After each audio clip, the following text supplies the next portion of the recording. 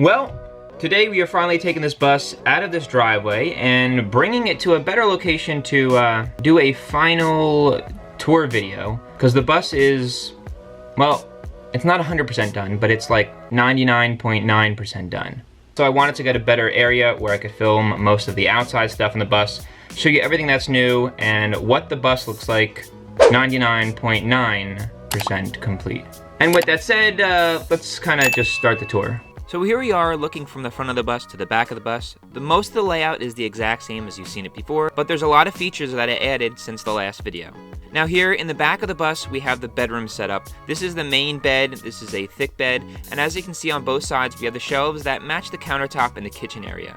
Here are the windows on both sides, as well as the shades that are above them, and then the back wall that has the air intake for the mini split system, and then the fans that we have on both sides to blow the air while you're sleeping. Now with the shades closed and the lights on, this is what it looks like in the back. It does block out a lot of the light coming in from the windows, so I'm glad that I got these shades.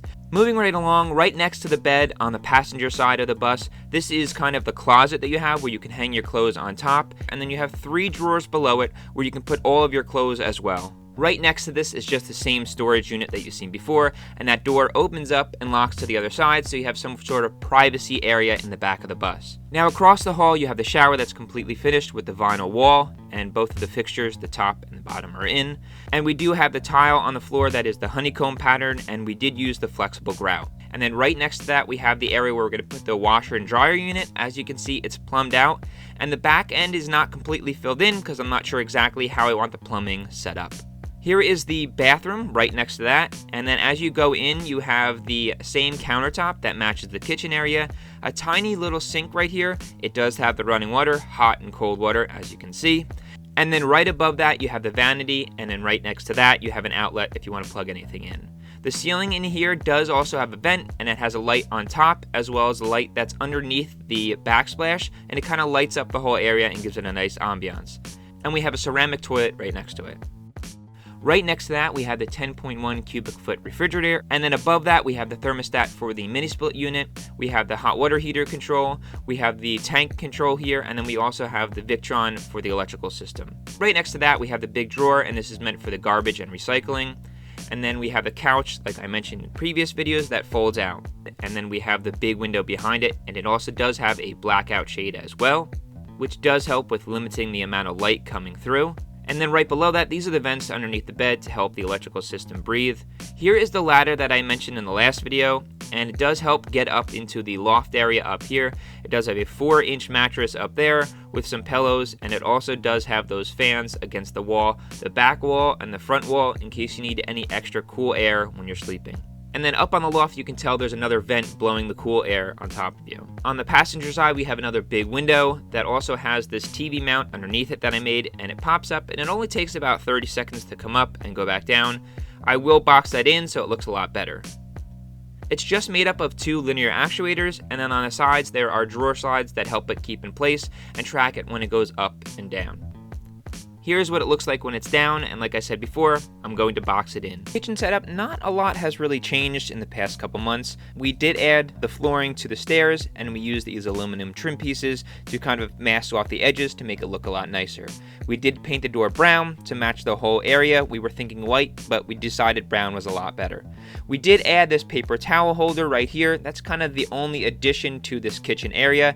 We still have the underglow lights, but as a whole, the kitchen is pretty much the same as it's been for a decent amount of time now.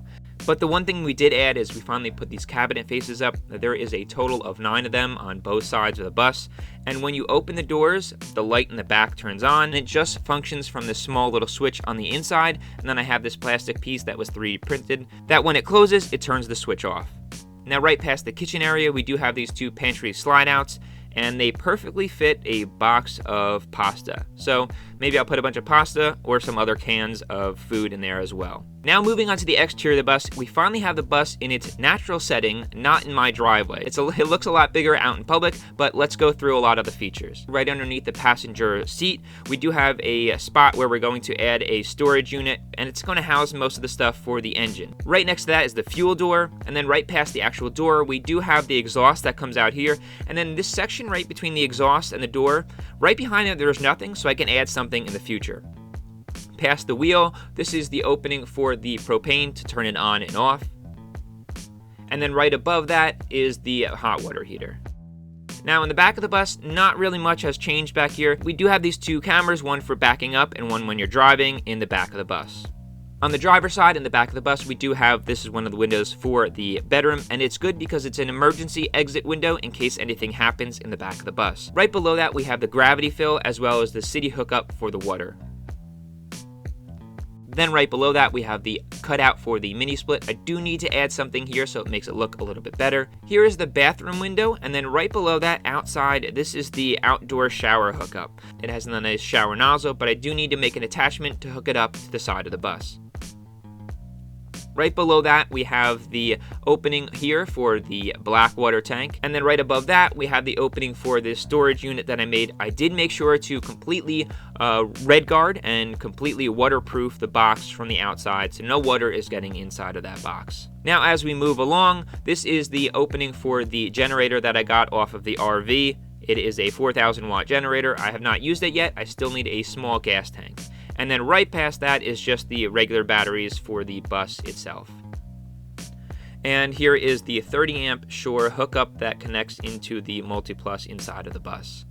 Now in the front, these are the brand new tires. You need to get ones for the back. And last but not least, we have the front of the bus here with the giant LED light bar right up in the front. So I hope you guys like the updated tour, everything that's done to the bus, and now we get to start exploring with the bus, taking it new spots. I know that I mentioned in other videos that I wanted to upgrade the transmission to a different one, but it's become pretty difficult for me to find the transmission that I want that lines up with the year and the engine that I have. So what I'm going to do as an alternative is I'm going to change the gears in the rear. It is a cheaper job. It's very easy that I'm able to do it, and I can do it right here in my driveway, and there's no electrical components involved. The only thing that I need to do is just reflash the ECM or the computer based off of the new gears and the setup in the back of the bus. So it's pretty simple. We're going to do that within the next 2 weeks so that when we're on the highway, we're not going just 55 to 60 miles an hour, which I feel is a little unsafe. And that way we can kind of boost up the speed a little bit and be able to save a little bit of money on the fuel. Get better fuel mileage with this thing. So I appreciate you guys watching, and I'll see you in the next video.